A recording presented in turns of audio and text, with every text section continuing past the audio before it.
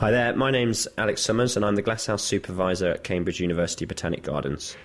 So I've come here today because you've got a very special kind of water lily growing here. What's so special about it?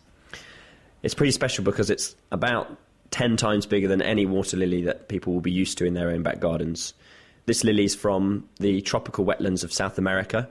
Its pads can grow to about 1.5 metres in size. However, the other species in this genus, Victoria, the pads can grow to about 2.7 metres. You could put a baby onto these pads. In fact, I've seen a small child stood on one. OK, so we're going to go into one of your glass houses and have a look at this. And this is a very hot glass house. So I've just walked in and immediately my glasses have steamed up and it's really quite warm. How warm do you have to keep it in here? So this glasshouse is kept at about 18 to 23 degrees C. However, as everyone can appreciate, with solar gain during the daytime, it can get right up into the mid-30s. It really is huge. It's not like you'd think of a water lily. The leaves are very round and they've got a sort of rim round the edge. What else is different between a normal water lily and this kind? What we're essentially looking at, the massive leaf, is covered in spines. All of these very, very sharp spines, in fact, it's horrendous to work with, are actually there so it can elbow other leaves out of the way. It also has these huge rims, and these huge rims is to lift those edges which can be nibbled out of the water and to protect them when they're rubbing against each other. So I can't see the spines on the top of the leaf. Are they underneath? All the spines are born underneath. In fact, the whole plant, when it's underwater, is spiny. So you can imagine in the water systems it comes from, there are large fish, and those fish will want to nibble on the plant we've got here, and those spines act as a major deterrent for that. But again, I think probably the most important reason is to clear other plants out of the way. So can we have a look at the underneath of one of these leaves? Okay, so if I lift one of these leaves out, I can show you that it's got an incredible ribbed architecture. The actual ribbing makes it incredibly strong, which is why you can stand a small girl on it. So it looks kind of like a load of ladders. We've got ribs going in one direction and then going across in the other direction as well, with some very ferocious looking spikes on it.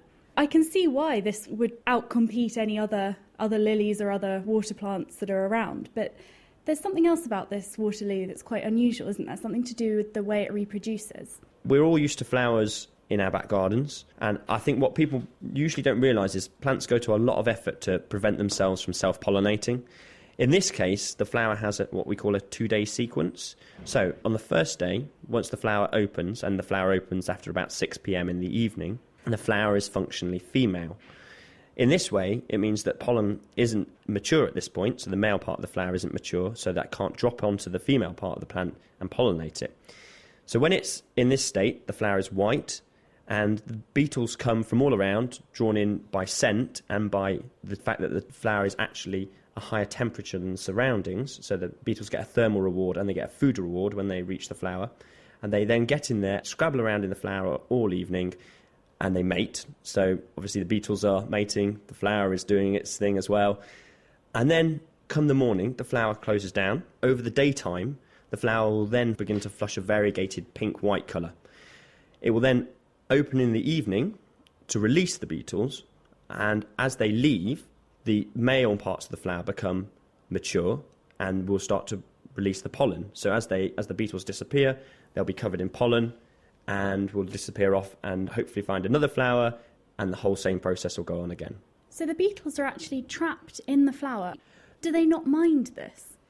Well, as with all organisms or all animals, I don't know whether it's a question of minding or not minding, but the beetles get quite a major reward out of it. They do it because the actual flower remains hotter in the evening time than the surroundings. In fact, it maintains a similar ambient temperature in the evenings as that required by the beetle for its own metabolism. And also, there's these things called styler processes, and they're basically large bodies of carbohydrate which the beetles then feed on. So the beetles get a lot of reward out of the whole process, and that's what maintains that relationship between the beetle and the flower.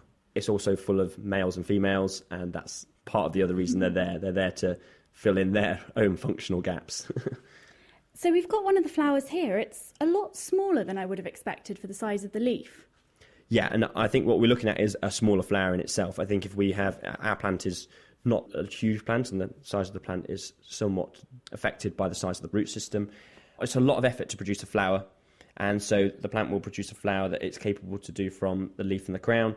But still, it only needs to be a certain size because it only needs to fulfill a certain group of functions.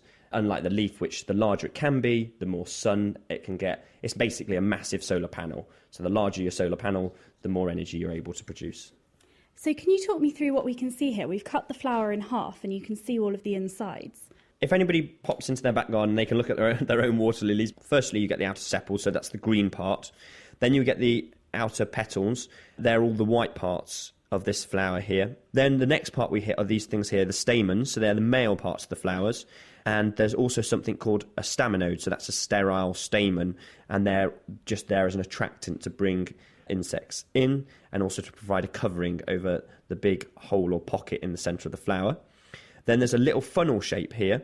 And a bit like a lobster pot, the beetles are funneled in and fall into a big central cavity. We then have these ribbed styler processes, and that's what the beetles can feed on.